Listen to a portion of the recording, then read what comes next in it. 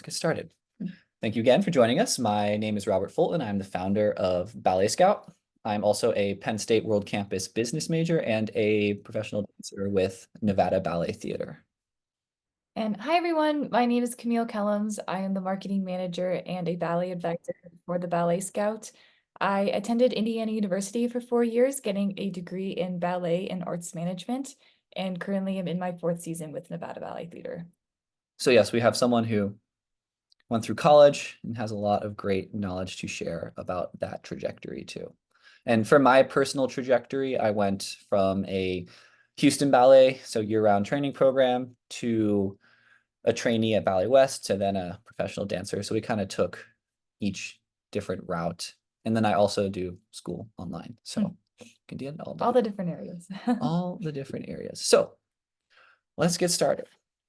Someone is looking for overall recommendations for the first time auditions for girls on the younger side, 8 and 9 years old. A lot of the times, 8 and 9-year-olds aren't going to have any auditions. Auditions usually start 12, maybe the youngest I've seen is like 10. But I assume you're kind of looking for summer intensives, first places to really go and explore, to spread your diversify your repertoire, your training, and just get more experience. For that, we have some good junior intensive options. Those would I recommend. Any major company has some sort of junior intensive attached to it. There's ABT that has a junior intensive, SAB, which is 10 to 12, has a junior intensive, and a lot of those. That's what I would look at. You can actually, let's see, can you just see if this goes? Let's go to BalletScout. Perfect. Okay, so if you actually want to search, this is totally free. I set my age to 10.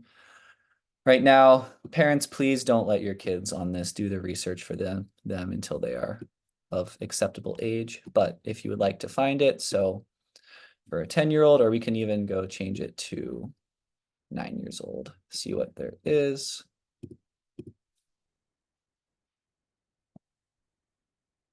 Oh. There we go. So we're 9 years old, and now we're going to find some junior intensives. Filter by age. If you have a location and you're on this call, feel free to type that in chat and we can actually put in the location for you and do that filter. But let's look at some good summer intensives. So ANA, we've got ANA is good. ABT is in there. Those could be good. Lots of different options for all over the country.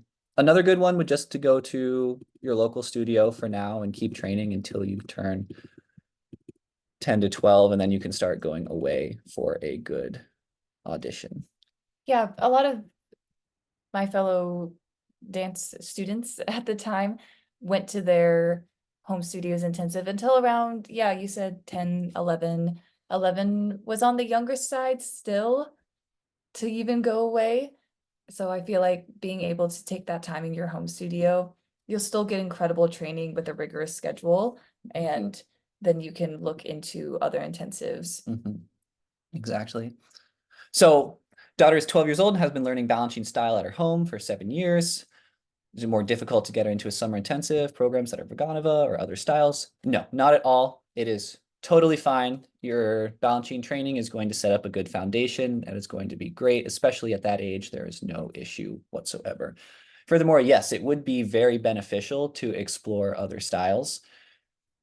Getting a diverse repertoire is what is needed in this day and age as a professional. At most companies, you will be performing a classical ballet, and then you'll be performing a Balanchine ballet, and then you'll be performing some contemporary work. So really be a versatile dancer, and you can start experimenting with that at 12 years old, going to summer intensives. So I think, yeah, expand your boundaries. Yeah. So general info for first-time auditions. When you're getting ready for your first auditions, I'm again assuming that's probably going to be summer intensives. You're going to want to take photos.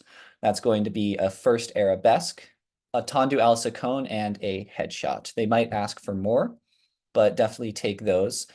The other thing I would really recommend for especially young auditions is it's not about how good you are at all right now.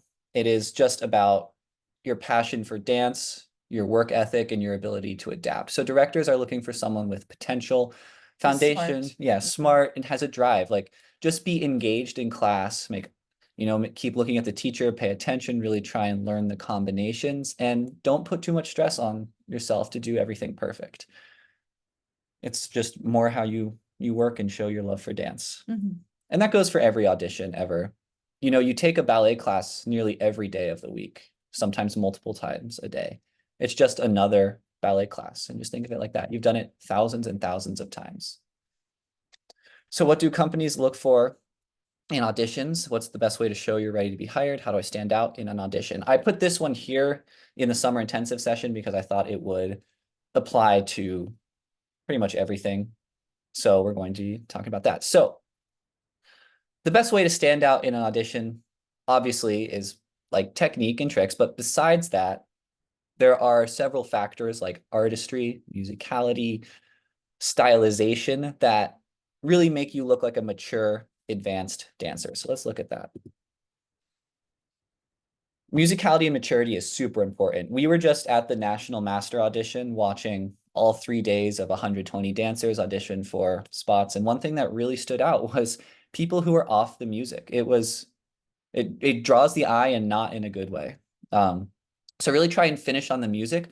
But especially in high levels, you can show maturity with that by holding a balance over the music and then transitioning quickly into the next step and still finishing the entire combination on the music. Our director at Nevada loves to talk about this. You do a pique arabesque and you're super on your leg. And the pique arabesque is 1, and then you have like a tombe pas de bourrée out of it on 2. You can hold it to 1 and 2, and then on the 2 and right at the end of that count, you can do a quick tombe pas de bourrée out of it into the next step. And that shows kind of like some stylization and personality that you understand the music deeply and you understand your strengths and you can work with them. So that's super important. Another thing for all levels, all ages is details and dynamics. When teachers giving tendu combinations and they say accent out or accent in, put energy into that. Focus on the details and the actual accents of the music. And that will really draw the eye in a good way, showing that you're putting energy and thought behind every step. Really pay attention to the heads, the exact path of the arms, and also try and add like a flow to your dance. Not everything needs to be powerful. Not everything needs to be soft. Add dynamics, make it ebb and flow depending on the choreography. When you get to higher level auditions, you'll probably do repertoire sections. And it's great to pay attention, yeah, musicality, details, dynamics, but also they want to see your interpretation of it. Dance is a dance between a choreographer and the artist, right? You guys are working together to put a product out on stage. So you need to interpret what they're saying and do what they're saying, but you also need to bring your own artistic interpretation. Show your stylization, your personality, play to your strengths. If you know you can get your legs super high at one point, really show that off. And just, yeah, be yourself. And finally, adapt quickly and take corrections. Whenever you get a correction in an audition, that is not a bad thing at all. That's actually a really good thing. Those are directors trying to kind of test you and see how you work with it, if you're easy to, work with, and they can form you into a dancer that they want to see in their company. Do you have anything else you want to add to I think you this? covered it. Awesome. Awesome. All right. So another summer intensives and intro continued. So which intensives are more technique focused rather than performance focused? Just a few off the top of our heads. CPYB, that's going to be like the most just class, ballet, class, ballet, class, ballet, class, ballet, class. That's really heavy technique. PNB and SFB also don't have end of the summer performances. Those are good, but a lot of companies do have performances, and that's not a bad thing. In fact, it's great to get performance experience, and that will also help with the technique. So I would be open-minded. One thing you can do on BalletScout is you can actually search for places that have performance experience or performances at the end of a summer. And so you can look for those and then exclude those from your list if you don't want to have the ones with a performance. We're working on a way to do mutually exclusive so you can show the ones not with a performance, but for now, just you can find ones with performances. Also, too, for certain summer programs, performances are only for the higher level dancers. So if you're not a older as in, 16, 17, 18, if you're not of that age, then I feel like I'll encompass a technique focused one.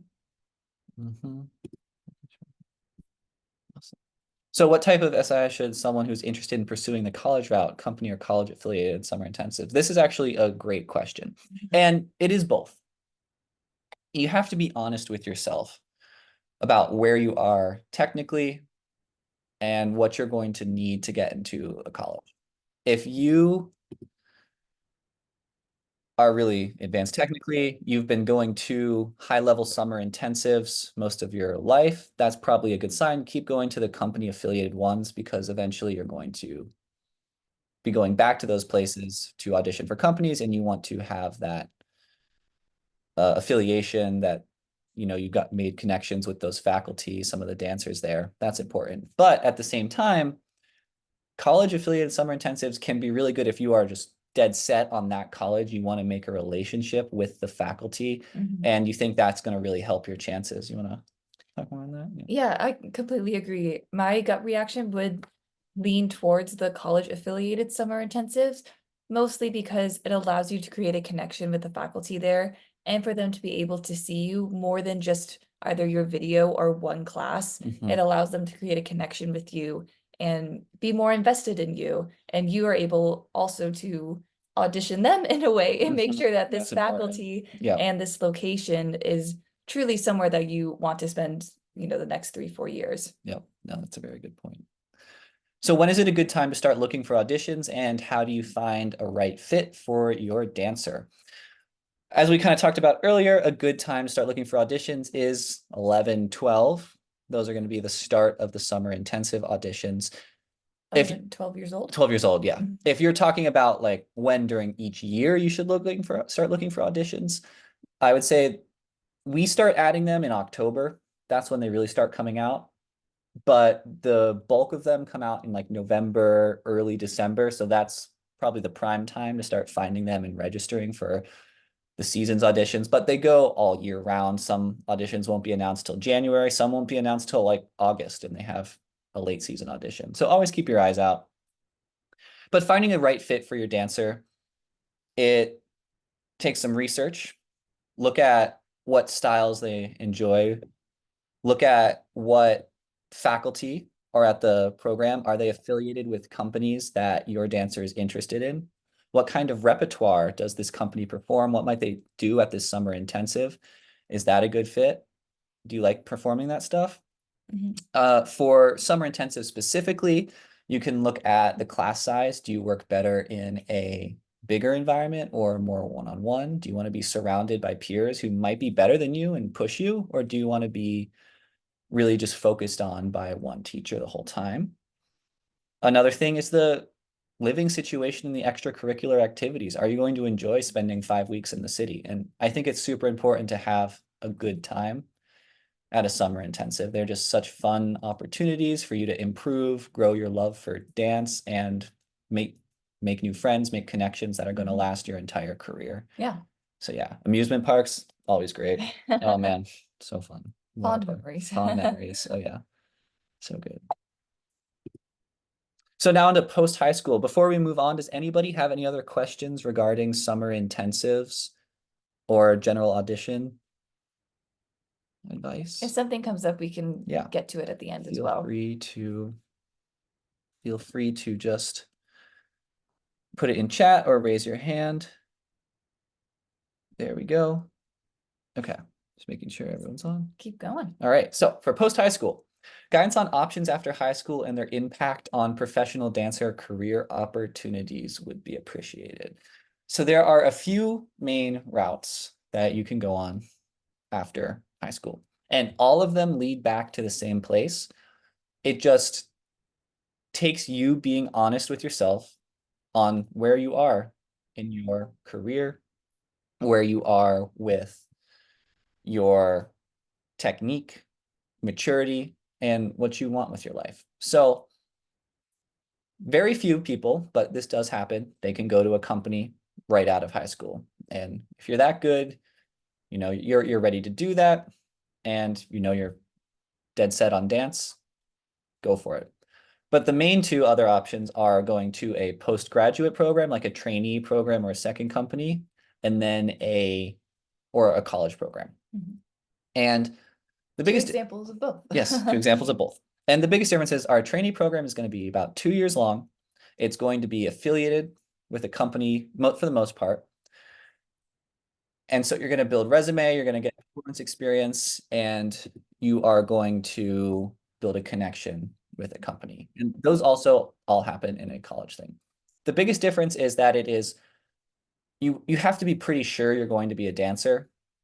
Not 100%, but it's more for if you're really sure that you're ready to go. You want, after those 2 years of just perfecting your technique, cleaning up things, that you are ready to audition for companies.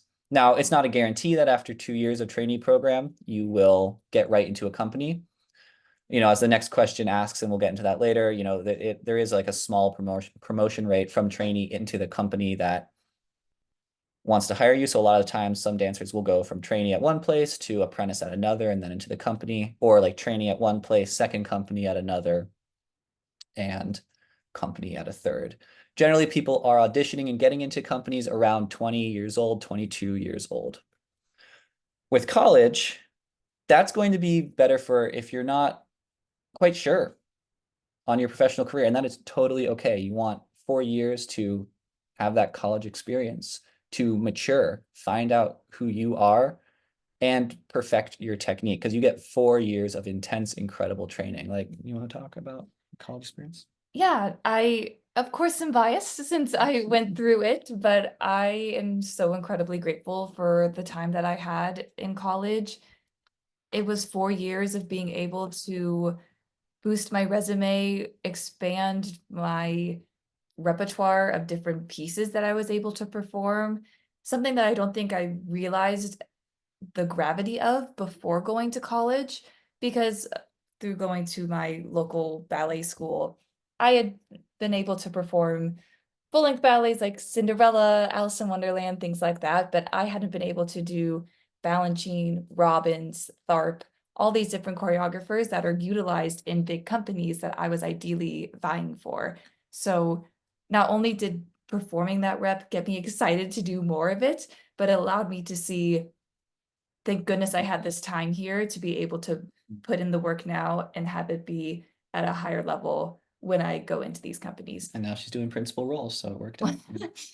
And also just to have another degree, another backup option is, I am lucky to have that, especially because, our bodies are very temperamental. You never know when an injury could strike, or sickness, whatever it may be. And so just having all those options gives me a bit more peace of mind. There are other options for school, though. You can do school online, which is Yes. what I do, or through an affiliated program. I know like PNB has a college affiliated with it that you can take classes at.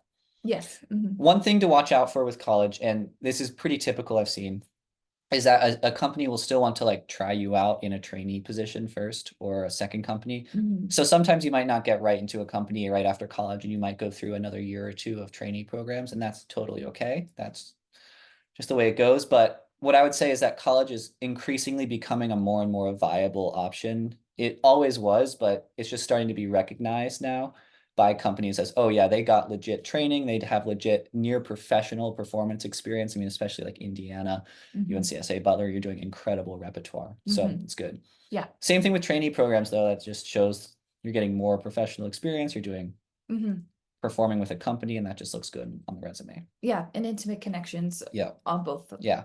That's one of the biggest spectrums. things, is making connections in the dance world. Mhm. So then why don't companies hire more dancers from their trainee apprenticeship levels? Oh, This is the age-old question. This is really tough. It's mostly comes down to what openings there are. Most years a company is going to have 3 to 5 spots open. If you're lucky, 5 definitely like max. And so if you've got a trainee program of 30 people, that's going to be hyper competitive. Additionally, they still have other auditions, and it's a game meets game kind of world. So they're looking for the best talent, whether it went through the trainee program or they find it at an audition. Mhm. That being said, I actually have seen recently that more and more companies are trying to promote from their trainee level. And that is because they're seeing that they want mature dancers who the director knows that they can work with well. We've already had 2 years of trial period with them. Mhm. So Ballet West, I've seen really promoting people. Another one that's cool, Ballet North Texas claims to actually promote 80% of their trainees to company. So Which is that's, huge. yeah, That's not often advertised at yep, places because they probably can't say yep. that. And another thing too is with the spots, it's like you might be, you went to a trainee program at 18 and you're 20 years old and they want you, but the trainee program is like 2 years and the apprentice program is usually 2 years long Mhm. and you're just not quite at the level they want for the company just then. So sometimes they could give you an extra year or they might just set you free so you can go find a job and get that performance experience. And both are great. Sometimes it is a blessing in disguise to not get hired in so you can go and know that you need to audition and find a company that's great for you. At the same time, you can also stick it out and audition in future years. I know someone who, yeah, actually was a trainee at Ballet West. They left, they went to college for 4 years. They kind of flipped it around and now they're getting back and I think they're going to get into the second company. So they kind of went all over, or some people who stay for 3 years and they get hired in the company. So it's not end all be all, but it's just how many spots are open. It's tough, and timing plays into it so much Yeah. too, depending on if a company has extra retires, if they have a lot of turnover that year, maybe 1 year they absolutely want you, but they physically don't have the capacity to add on more to the company. Whereas, the year after that, it happened to have 3 people retire, and then that could have been your chance. It just, unfortunately, is luck of the draw, and I just wish that there was more opportunity for all. Yeah, we will do. So can we discuss strategy of attending in-person auditions versus sending a video or YouTube link of a dance reel, especially for classical ballet positions? You want to take? Sure. My initial thought reading this is that I would say being able to send your video to multiple different places is absolutely the way to go, regardless of where you are attending in person. I think sending a video, there's no harm to it. I mean, unless there is a fee attached to it, which, then you have to consider that. But send your video to as many places as you can compile a list for. Whereas in-person auditions, those you can be more selective of. If you're going to a cattle call, okay, this is a place that I want to go, and there may be a lot of people here. I don't know how much of class I'll be able to take, depending on if they do cuts. That's the perk of already sending your video, is that hopefully they'll be able to reach out to you and maybe connect with you about a company class, to which you'll be able to take the full class and get to know the teachers, Mhm. director, dancers. So that's what I would say. Yeah, I would agree with that. I would say send your video as many places as you can and you can afford, and then attend the live auditions for the places that you're really vying for. Mhm. Another thing though, especially at the job level, is a video is just going to be a precursor. That is the pre-selection. You send the video and then they Mhm. ask you to come to the live audition. Mhm. So a lot of the times you'll actually have to do both. Mhm. We're going to go into what exactly to do with the video auditions in a sec. We're just going to do a quick overview of that. But before we get on to that, someone asked, what are some top-notch colleges? I believe it's a two-part question. And yes, we're actually really good friends with Brett and Jenny at the Ballet Help Desk podcast. They do a great job over there. So not competitors, we are friends and just helping provide as much ballet information as we possibly can to help everybody succeed. But some other colleges, to answer your question, are, besides IU and Juilliard that you mentioned, are Butler, Point Park, UNCSA, Oklahoma, and U of U. Those are all really high level. Utah. University of Utah, yeah. Mhm. Those are all really high level colleges that place dancers in professional companies all around. SMU SMU also is really in good. University of Southern California. Yep.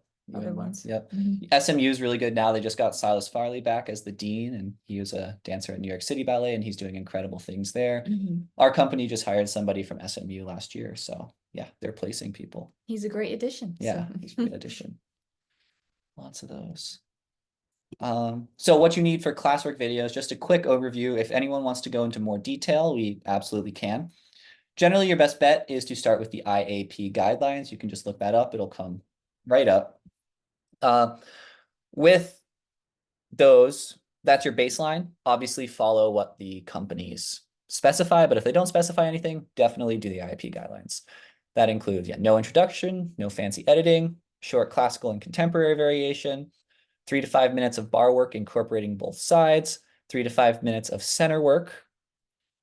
And that you don't always have to do both sides. You can just do your best, making sure you show like different pirouettes. Like you can do an onde or an onde don, but you don't necessarily need to go right and left. And yeah, take your time filming and don't stress too much about it. We can, if anyone wants, we can go into more detail with that later. What you need for performance reels is 6 minutes, about, to give or take. The shorter, the better. Honestly, like directors will skim, and if they see it being too long, they're gonna just skip it. Also, they can always ask for more footage too. So always ask for more. Always better to, you can err on the side of less and Yep. be able to provide more. Yep. Really just show the highlights. Like you just need a little clip of each. So introduce each piece with a short slide, name where it's performed and who staged it. Avoid blurry videos and large group dances where it's difficult to spot you. Ideally, having a pas de deux or a solo is going to be the best. But if you're doing like a trio or something where you are featured enough that they can easily identify you and pick you out through the whole clip, that is fine to include too. And make sure to diversify your repertoire. Include classical, partnering, contemporary, everything you can do. So for a professional level, actually, before we move on to this, does anybody have any questions about postgrad, anything we've talked about so far, want to go into more detail? Feel free to message us or raise your hand. I don't think I've missed any raised hands. What is IAP? Good question. So IAP is the International Audition Pre-Selection Guidelines. And you know what? We can just go look at that right now. So if you look up IAP guidelines, the International Audition Pre-Selection Guidelines, they were put together by a group of high-ranking artistic directors like Boston Ballet, and all of them got together and they said, okay, what is like the minimum standardized guidelines that we want for ballet auditions? And so this is what it says. You can add that to the chat. Yeah, I can add this to the chat. Very short and simple. You can find that. Just International Audition Pre-Selection. Let me just add this to the chat. Awesome. Yeah, very handy and a great place to start if you want to start filming your video early. A lot of places, not jobs per se, but like trainee programs, summer intensives will give you like very specific things. But again, this will cover most of it. So it's a great place to start. Yeah. See if that answered the question. Awesome. Cool. So let's move on to Let's keep going. professional. So what companies have a shorter company in height? This is harder to identify. It's easier to say the ones that have taller companies because those are like, okay, all the girls and the guys are tall. Ballet West is one. Purported Nevada Ballet is actually pretty tall now. They have a lot of taller Pittsburgh, girls. pretty tall. Ish. Yeah. Yeah, but definitely Ballet West. And here, some ones that we have seen that are shorter. Louisville is definitely shorter. Sarasota has some short dancers. Atlanta, Tulsa, Houston, they just got Chase O'Connell, who's an absolute giant, incredible dancer. But the girls there are pretty short. And Richmond seems a bit shorter. Generally for the guys, though, unfortunately, it's going to be they want the taller the better. But for the girls, honestly, sometimes it's the shorter the better to a degree. Europe is interesting. European companies generally err on taller. In fact, we've seen a few that like the minimum requirement for a woman is like 5'6" for that year. They want a taller woman for that company. And like the minimum for a guy would be like 6 foot. So they'll usually specify on their website. For the European ones, not as much the American ones. Then going over to Asia, some of the Asian ones are shorter for the most part. And there's a lot of great opportunity over there too. I've also heard like some of the Australian and New Zealand ones are a bit shorter, but I can't actually confirm that for anybody. It's very, unfortunately, gender dependent. Yeah. Yeah. Awesome. Okay. So then how to stand out in a good way when you're an older dancer, aka above 25 plus, auditioning for new companies. It goes back to what we talked about with musicality, dynamics, stylization. But the main thing is to show your professionalism and your maturity. Mhm. A lot of the times, like that 25 plus is a great time to be going into an audition because directors want a mature dancer who they know they can trust right off the bat. They want somebody who can stand out and be a role model to the new dancers who might make more immature decisions at 18, 19 coming into a professional company. So show that maturity in your audition, show that you can be on top of your choreography, show that you finish everything, show that you can make a mistake and turn it into something that looks good. And that really shows a mature dancer. You don't have to like work really hard. In fact, I would say it's better to be more relaxed at that level and just show you're super comfortable with yourself. You're super in tune with your body and your strengths and your weaknesses. And you're still passionate, hardworking, and ready to go. One thing I'll add on to is this is self-explanatory for any aged dancer, but particularly being a more mature dancer, showing how you can learn the combination and adapt it to Mhm, be a performative aspect of the class, mhm, I think will really help you stand out. Of course, nerves play into it, and sometimes you get caught up in the moment, mhm, but I think that will be a way for you to really stand out is understanding, learning the combination, and showcasing that to the best of your ability. mhm. That's great, thank you. So what is appropriate to wear to a company class or audition? No warm-ups? Do you want to take this one? Sure, I think ultimately read the room from what you can gather the other company members are doing. I do not think you need to have no warm-ups right off the bat. I think that you can keep your warm-ups on for the first, warm-up combination or plies. After that, I would go ahead and start removing your extra clothing, but it doesn't mean that you have to right off the bat. It's more like, yeah, if you get invited to a company class with the company, so it's like just you and the rest of the company, you can kind of follow their vibe. Like you can have some leg warmers on for the first few combos. Mhm. You can also wear, tights over leotard in any of those professional auditions. And you can wear colored leotards. Those are great. Colors are awesome to stand out. Just don't do anything like obscene. No like crazy patterns. Or That's no, super long or skirts super long skirts. Yeah. that just would be more distracting and take away from your lines. You Yeah. want to showcase your beautiful abilities. Yeah. If you go to a open class where it's a lot more people, Open call. open call, sorry, Mhm. open call. Again, yeah, you can probably have some warm-ups on just at the start, but I would take those off quicker I feel in like for an the most open part, you may call. even start Just with start with no. nothing, yeah, Yeah. at an Mhm. open call. So yeah, but read the room. And Mhm. another thing that's interesting is when you go to a company, if you are able to like research the people there and see like just look at the company, do they have shots of class? Like what are people's styles? What does the company look like in general? And then if you vibe with that and you want to match it, that can actually help you look more like part of the company and catch the eye of the director. So try and match the style because the dancers that are there, they must have caught the director's eye somehow. So emulate that to Mhm. start. And then when auditioning for companies that will not send rejection emails, how long do you wait before knowing you were for sure you were not selected? Ah, this one is so frustrating to me because I really wish that everyone would send some sort of notification, even if it's a no, just because I hate that dancers get strung along this way. But I would say give it a month. Mhm. And then if you are adamant that you want a definitive answer, I think after a month you could reach out. However, there are certain companies that specifically say, if you don't hear from us, it's a no, and we do not want to hear from you. If they're that So adamant, then yeah. unfortunately you have to just let it go. Yeah, generally you should find out after about 2 weeks. If you haven't found out in 2 weeks, then wait another 2 weeks, so about a month, then reach out again. And then if they specify no, then you can definitely be sure after 1 month. Mhm. Or if they specify that they don't send any specific emails, you can go into that.